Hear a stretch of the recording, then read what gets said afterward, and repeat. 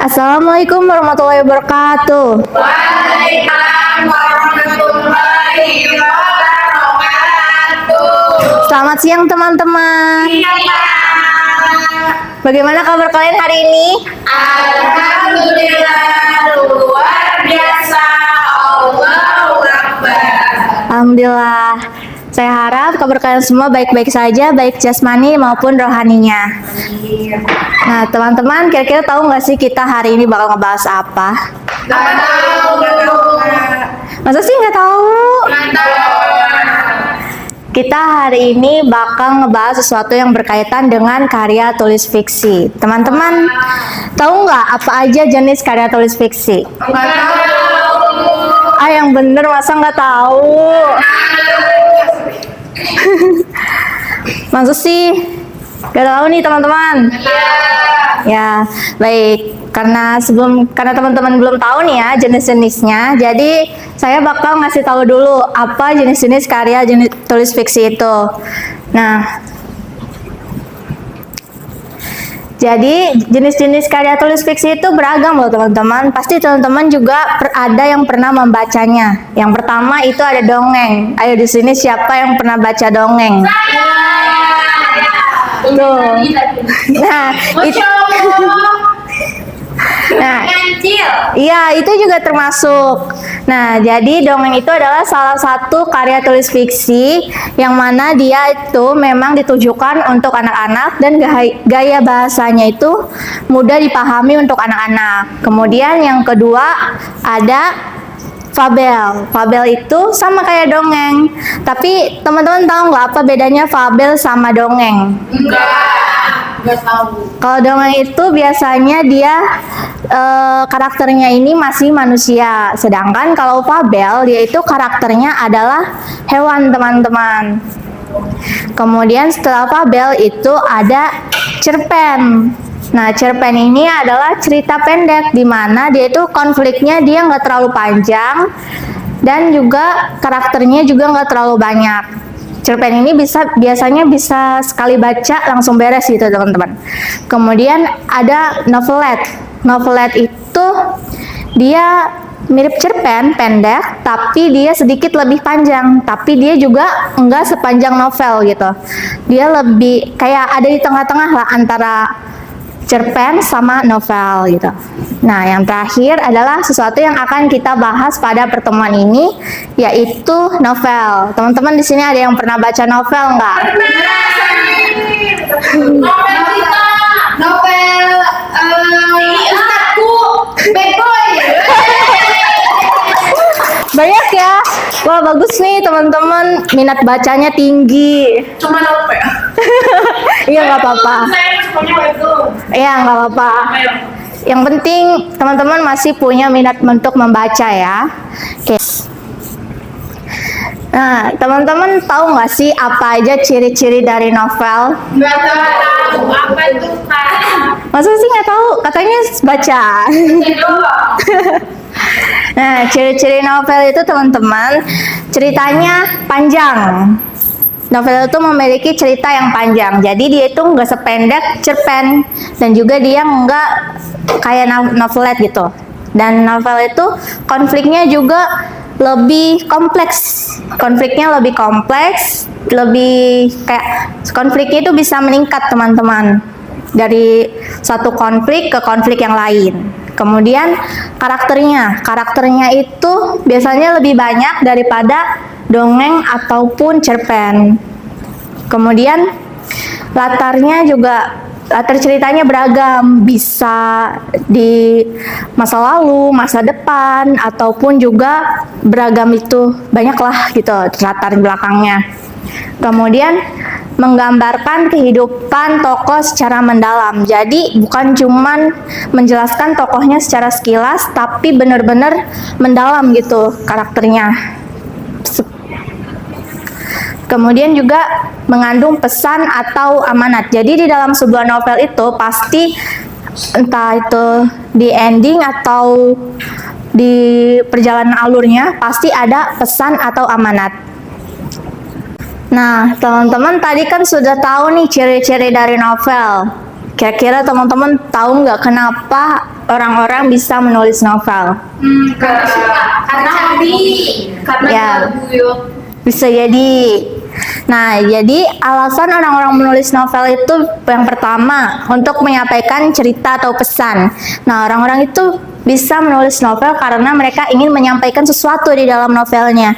Kayak misalnya di novel, di sini teman-teman ada yang baca karyanya Lailes Chudori nggak? Enggak. Wah, Biasanya saya baca Taralis.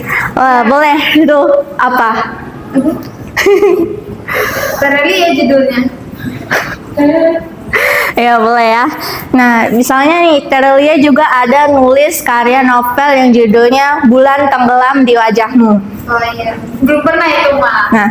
Nah, di dalam cerita itu kan menggambarkan di mana karakter utamanya bisa kembali ke masa lalu dan dia bisa menyelesaikan kembali penyesalan yang dia lakukan di masa lalu. Nah, pesan yang ada di dalam novel itu bisa dibilang berhubungan dengan semua yang dia lakukan itu bisa berakibat pada orang lain. Nah, itu salah satu contoh dari pesan yang ada di dalam novel. Kemudian hiburan bagi pembaca. Teman-teman merasa terhibur gak kalau baca novel? Iya. Karena depresi. Nah, Ikut depresi juga. Iya betul. Ikutin alur ya. Iya. Nah, tujuan dari menulis novel itu juga bisa membuat teman-teman merasa terhibur. Mengikuti alur cerita sebuah novel bisa membuat teman-teman terbawa dengan perasaan yang ada di dalam novel tersebut. Kalau ceritanya bahagia, teman-teman ikut bahagia. Ceritanya sedih, teman-teman bisa ikut sedih. Dan juga macam-macam lainnya. Kemudian mengekspresikan ide dan imajinasi.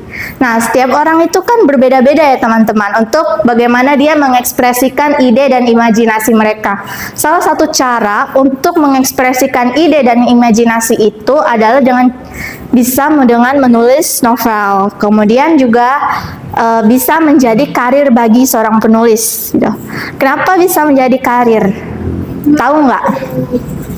Karena kalau novelnya laku keras dia bakalan terkenal. Benar. Karena iya, benar. Jadi menulis juga bukan cuman bisa sekedar hobi ya. Kalau itu ditekuni dan dia memang bagus menulisnya, itu bisa menjadi ladang uang gitu untuk seorang penulis. Jadi itu bisa menjadi sebuah karir bagi kita para penulis. Nah, selanjutnya ada unsur-unsur dalam menulis novel. Kira-kira teman-teman. Nah, jadi unsur-unsur di dalam menulis novel itu ada yang pertama tema atau ide utama dari sebuah cerita. Dimana tema itu adalah menggambarkan kayak ide apa yang pertama kali muncul sebelum kita menulis cerita gitu. Misalnya bisa beragam teman-teman. Jadi ide itu bisa beragam ya teman-teman. Dan ide itu bisa muncul kapan saja dan di mana saja. Dan ketika ide itu muncul, teman-teman bisa langsung gitu mencatat ide tersebut agar tidak lupa. Kemudian ada tokoh dan penokohan. Nah, tokoh dan penokohan dalam karakter sebuah cerita itu juga sangat penting teman-teman. Karena kalau nggak ada tokoh, maka ceritanya itu nggak akan berjalan. Jadi untuk menulis sebuah tokohnya itu benar-benar harus didalami. Apa saja yang menjadi ciri khas dari tokoh tersebut, apa saja yang dia sukai, dan apa saja yang menjadi fobia dari tokoh tersebut. Kemudian alur plot atau jalan cerita. Nah, ini juga penting sekali teman-teman dalam sebuah novel gitu. Dimana teman-teman itu harus menciptakan sebuah alur ataupun plotnya itu dengan benar-benar detail dan juga teman-teman bisa mencatat alur-alurnya tersebut. Dan kemudian ada latar, tempat, waktu, atau suasana. Latar tempat, waktu, atau suasana itu misalnya kayak lokasi dari karakter teman-teman ini ada di mana. Kemudian suasananya seperti apa dan waktu terjadinya kejadian di dalam cerita tersebut seperti apa gitu. Kemudian juga sudut pandang. Sudut pandang siapa yang teman-teman gunakan dalam menulis novel tersebut? Teman-teman tahu POV nggak? Tahu. Apa itu POV? Point of view. Nah, benar. Nah, POV itu adalah suatu sudut pandang. Kayak yang lagi tren kemarin-kemarin ini, teman-teman tahu nggak? Yang POV menjadi YN gitu. Nah, itu juga termasuk dalam sudut pandang. Apa itu, Pak? Iya, point of view menjadi seseorang gitu. Nah, kita sebagai seorang, kalau kita memposisikan diri kita sebagai seorang pembaca, maka kita akan melihat point of view dari apa tulisan tersebut di dalam sebuah novel itu. Point of view-nya bisa dari sudut pandang orang ketiga ataupun sudut pandang orang pertama. Teman-teman tahu nggak apa bedanya? Nah, bedanya itu adalah sudut pandang orang ketiga itu ada dari sudut pandang si penulis. Jadi, dia itu menuliskan, menggambarkan suasana, karakter, dan juga alur yang terjadi itu dari sudut pandang si penulisnya. Sedangkan kalau sudut pandang orang pertama itu dari si karakternya, teman-teman. Kalau teman-teman masih semangat gak nih ikutin materi hari ini? Ya ampun, belum makan ya? Jujur lah. Oke, sebelum kita lanjut, kita tepuk semangat dulu ya. Yuk. Gimana tuh, Kak? Gini, tepuk semangat.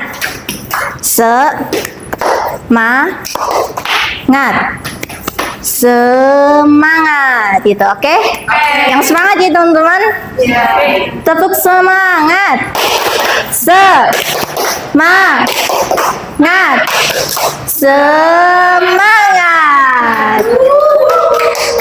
Ayo, udah semangat belum? Ayo dong suaranya. Oke, tepuk semangat. Semangat.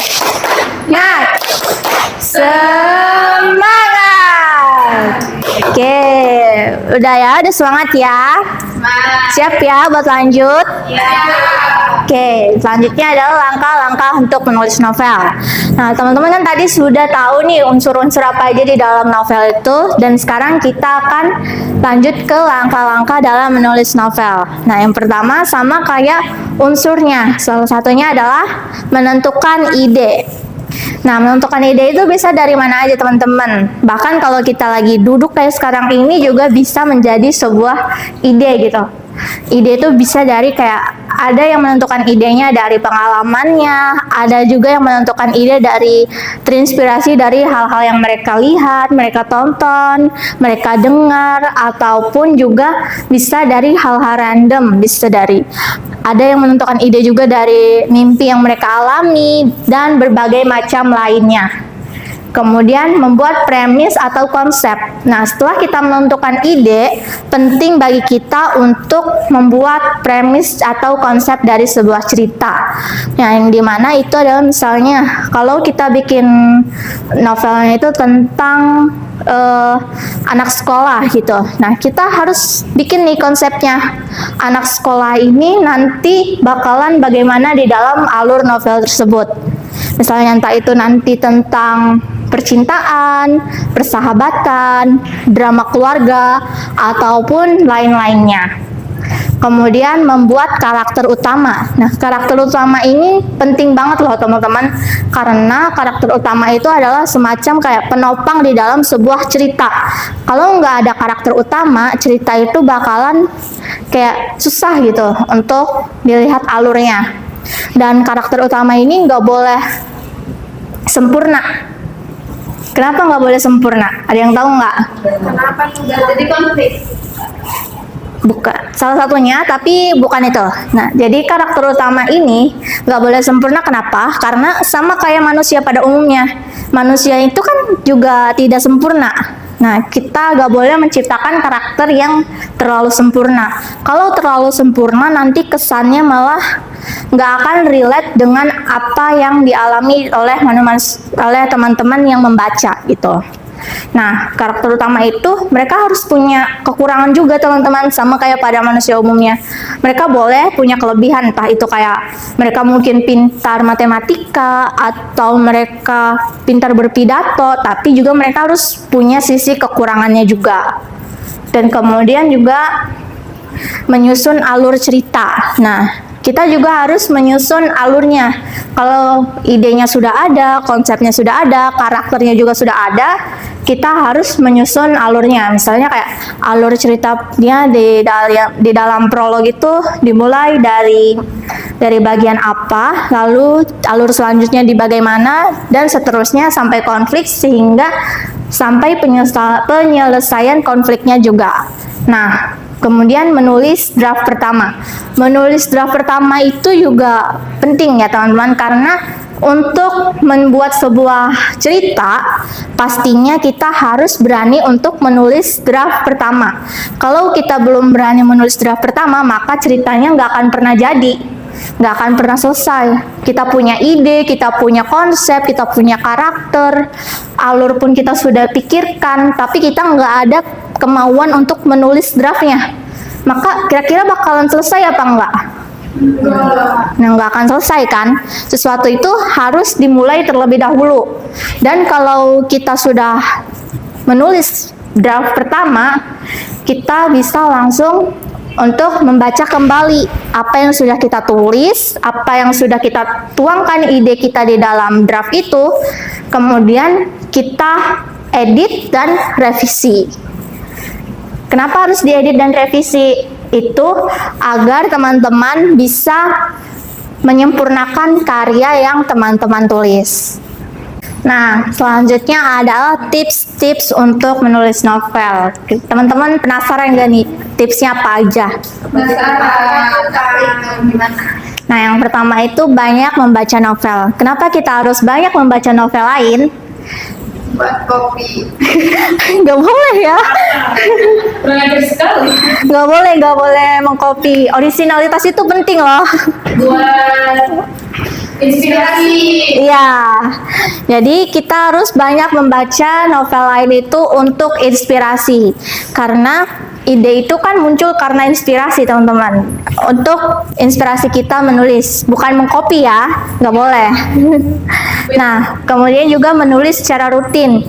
Kenapa kita harus menulis secara rutin? Itu karena agar kita itu terbiasa teman-teman. Terbiasa menuangkan apa yang ada di dalam kepala kita ke dalam sebuah bentuk tulisan. Jadi biar kita tuh nggak kaku. Kadang tuh apa yang ada di dalam otak kita dan apa yang mau ditulis itu kadang suka nggak muncul kan? Iya. Kayak nulis, kita udah mikir nih adegannya apa di dalam kepala, tapi pas kita mau tuangin ke dalam sebentuk sebuah tulisan, kita tiba-tiba bingung. Nah, jadi untuk menangani hal tersebut yaitu kita harus banyak menulis biar kita nggak kaku dan kita nggak bingung ketika akan menulis. Nah, kemudian membuat outline. Teman-teman tahu outline? Tidak. Outline itu kalau kita mau nulis sebuah alur cerita, kita tulis dulu nih outline-nya. Misalnya chapter 1, karakter utama kita ada di mana, dia ketemu siapa, apa aja yang terjadi di chapter 1 itu ditulis di situ. Itu kayak poin-poin yang akan kita tulis di dalam cerita kita nantinya. Outline itu biasanya juga dari chapter 1 sampai tamat. Kenapa harus ada outline? Itu biar cerita kita tuh nggak kemana-mana gitu. Biar nggak jadinya, ya biar nggak melebar, nggak aneh, dan juga nggak terlalu terkesan terlalu panjang ataupun berputar-putar. Tapi sebenarnya outline itu penting nggak sih? Penting, tapi kalaupun nggak menulis dengan outline itu nggak apa-apa.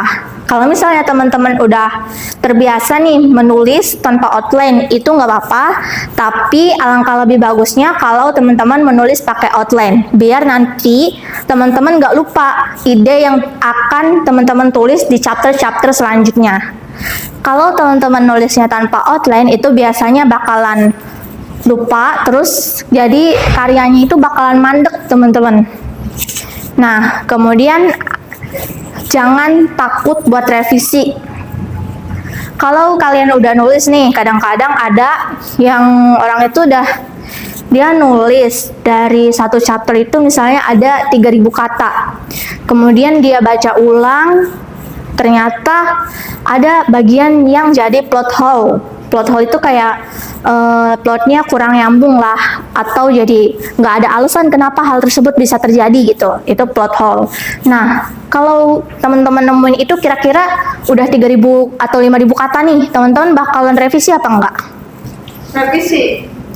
Nah, tetap harus revisi ya, meskipun dia itu udah 1.000 kata, udah banyak banget lah teman-teman nuangin ide di situ, tetap harus direvisi. Kenapa? Biar nanti dia itu alurnya menyambung dan gak ada plot hole-nya. Nah, kemudian cari feedback dari pembaca. Teman-teman, kalau nanti teman-teman nulis sebuah novel, terus teman-teman post nih ya di platform online, tuh jangan takut buat buka komentarnya. Soalnya feedback dari pembaca itu bisa membantu kita, teman-teman. Mereka tuh kadang ketika memberikan feedback itu bisa berupa kritikan, saran, ataupun juga Hujatan. benar, hujatan. Nah, kalau kalian nemuin nih komentar-komentar hujatan, itu jangan terlalu teman-teman pikirin, karena bisa jadi itu bisa menjadi sebuah penyemangat gitu buat teman-teman, bisa bikin teman-teman berlatih lagi. Jadi jangan diambil sisi negatifnya, tapi ambil dari sisi positif yang ada dari feedback pembaca itu. Nah, teman-teman, di bagian feedback juga pembaca tuh kadang ada yang suka ngasih ide baru gitu. Nah, apa yang terjadi kalau ide dari pembaca itu teman-teman rasa menarik, tapi dia enggak sesuai dengan outline yang udah teman-teman tulis. Kira-kira teman-teman kalau nemuin hal yang kayak gitu, bakalan ngubah alurnya atau tetap konsisten? Konsisten dong, biar nggak melebar. Nah, benar. Teman-teman bisa tetap konsisten dengan apa yang sudah teman-teman tulis, tapi kalau misalnya memang apa yang ide baru tersebut terasa lebih nyambung daripada ending yang teman-teman ciptakan, itu juga bisa ditambahkan kepada outline-nya. Teman-teman tadi kan sudah tahu apa aja tentang bagaimana menulis novel. Nah, sekarang itu menulis novel juga memiliki beberapa tantangan gitu ya. Tantangan dalam menulis novel itu salah satunya adalah kehabisan ide. Bukan cuman di menulis novel sih ya kehabisan ide itu, di berbagai macam kesempatan pun pasti ada gitu yang namanya kehabisan ide. Nah, apa sih yang harus dilakukan teman-teman ketika teman-teman mengalami yang namanya kehabisan ide? Yang pertama, stop dulu nulisnya. Teman-teman kalau misalnya udah kehabisan ide itu jangan dipaksa lanjutin tulisan yang teman-teman lakuin. Tapi teman-teman bisa refreshing dulu, main dulu sama teman-teman yang lain, ngobrol, bersosialisasi, kemudian melakukan kegiatan yang lain, healing, dan jalan-jalan gitu kemana. Nah, di situ kalau udah refreshing, teman-teman bisa saja mendapatkan ide baru. Dan kehabisan ide itu biasanya karena kan teman-teman terlalu sering memikirkan satu adegan saja atau satu alur dari satu hal yang sama, dan itu tuh bisa membuat teman-teman kehabisan ide. Nah, kemudian writer's block. Ini nih yang paling sering terjadi ya. Bahkan bukan dalam menulis novel saja, banyak banget gitu yang bisa kena writer's block. Writer's block itu kayak teman-teman udah agak males menulis, nggak mau menulis, atau emang udah nggak ada lagi yang mau ditulis gitu. Nah, untuk mengatasinya itu, writer's block itu jangan diturutin teman-teman. Kalau udah writer's block itu jangan terlalu dikit-dikit, udah nanti aja, nanti nggak akan kelar-kelar. Tapi teman-teman bisa kayak dikit-dikit mulai menulis lagi. Nah, itu untuk cara mengatasi writer's block itu. Kemudian juga ada konsisten menulis. Nah, konsisten menulis itu sama kayak tadi, bisa mengatasi writer's block. Nah, konsisten itu memang paling susah dalam menulis. Kenapa susah? Karena kadang kita tuh kalau menulis di sebuah platform dan itu sudah kontrak, nah bakalan kayak ada tenggat waktu. Dalam 1 bulan itu pasti ditarget berapa jumlah kata yang bisa kita publishkan gitu. Nah, dan juga yang bikin kita susah konsisten itu adalah kadang-kadang yaitu kita kena writer's block, kehabisan ide, ataupun emang kitanya lagi males-malesan. Nah, teman-teman harus melawan gitu rasa malas teman-teman, rasa lelahnya teman-teman gitu. Kalian harus bisa melawan hal tersebut agar bisa konsisten sama tulisan teman-teman. Kemudian mengembangkan karakter. Kadang ada penulis yang karakternya itu nggak berkembang-kembang. Contohnya kayak apa? Contohnya itu kayak teman-teman pernah baca cerita yang karakternya bisa dibilang YN nggak? YN itu apa? Nah, YN itu kayak your name gitu. Itu biasanya ada di semacam alternative universe dari sebuah novel gitu. Nah, teman-teman kalau pernah membaca karakter yang seperti itu nih, karakter yang kayak saya, dia itu karakter utama, tapi dia itu nggak ada perkembangan selama alurnya itu. Kayak dia tuh punya tujuan nih, entah itu misalnya tujuannya untuk membahagiakan orang tuanya, untuk lulus kuliah, ataupun tujuan-tujuan lainnya. Misalnya yang saya akan kasih contoh itu kayak karakter yang dia itu punya tujuan hidup untuk mengubah takdirnya dia, tapi ketika dia menjalankan hal tersebut dia sama sekali nggak berkembang. Dia tetap mentok di situ-situ aja, entah itu kepribadian dia nggak berkembang, pemikiran dia masih tetap yang kayak sama kayak di chapter-chapter sebelumnya. Nah, itu yang namanya kalian gagal dalam mengembangkan karakter. Dan gimana sih caranya biar bisa mengembangkan karakter tersebut? Nah, yang pertama, teman-teman bisa kayak misalnya karakternya itu awalnya adalah seseorang yang nggak bisa membaca, nggak tahu huruf, ataupun seseorang misalnya yang hidupnya benar-benar susah. Terus teman-teman bikin karakternya itu berkembang secara bertahap gitu. Dia itu dibuat secara pelan-pelan mempelajari hal baru, memahami hal baru, dan pemikirannya bisa maju ke hal-hal yang baru gitu teman-teman. Nah, itu yang namanya karakter yang berkembang. Nah, teman-teman, itu adalah materi tentang menulis. Nah, kira-kira di sini teman-teman ada yang masih bingung nggak sama isinya? Atau ada yang mau bertanya gitu? Ada nggak? Ya, Ada pertanyaan. boleh. Mau tanya apa? Nanya, kalau misalkan kita bikin karya gitu kayak novel, contohnya novel aja ya. Nah, itu gimana sih cara nge-publish-nya gitu dari awal hingga ke publish gitu? Boleh nih pertanyaannya. Nah, sebenarnya platform untuk novel online itu banyak ya teman-teman. Ada Noveltoon, ada Vizo, dan yang paling populer itu Wattpad. Nah, kalau teman-teman masih pemula dan pengen mempublishkan sesuatu, itu rekomendasi itu di Wattpad. Karena di Wattpad itu dia memang gampang banget buat langsung publish, nggak ada ini lagi, apa namanya, nggak ada semacam kayak diperiksa lagi sama pusatnya. Nah, itu bisa langsung publish di Wattpad. Cuman kalau di Wattpad itu susah buat dapat kontrak, itu susah kalau di Wattpad. Tapi di situ bisa menjadi awal mula yang bagus karena bisa mencari banyak pembaca di Wattpad. Nah, kemudian yang kedua, kalau teman-teman pengen mulai yang namanya mencari cuan, itu bisa ada Noveltoon, ada Mangatoon, ada Vizo. Itu adalah platform yang bisa teman-teman masukin kalau teman-teman lagi nyari cuan. Terus ada satu lagi itu Karya Karsa. Kalau Karya Karsa itu lumayan susah masuknya, tapi dia cuannya lebih gede gitu. Nah, kalau mau masuk di platform-platform tersebut, itu sebenarnya ada di bagian penulis, kemudian bagian kontrak. Nah, teman-teman nulis dulu.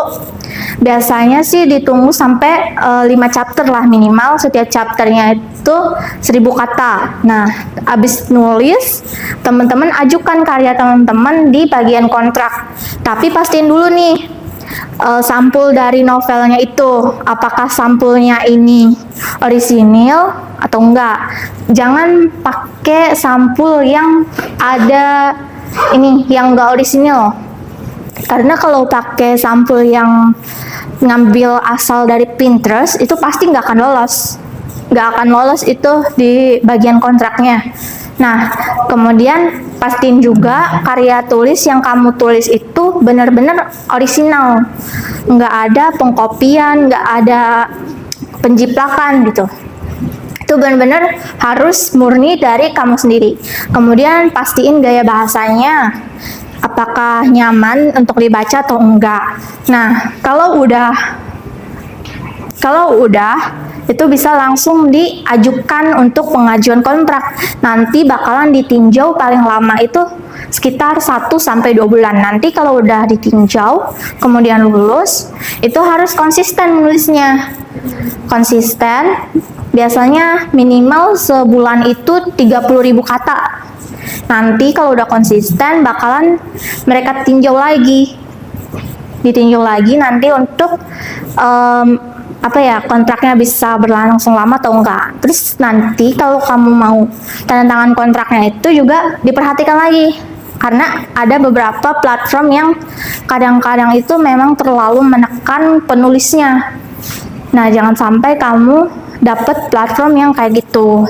Perhatiin lagi isi dari kontraknya. Nah, kalau sudah kamu rasa aman kontraknya, tidak terlalu menekan, dan kamu merasa enjoy di platform tersebut, kamu bisa langsung tanda tangan.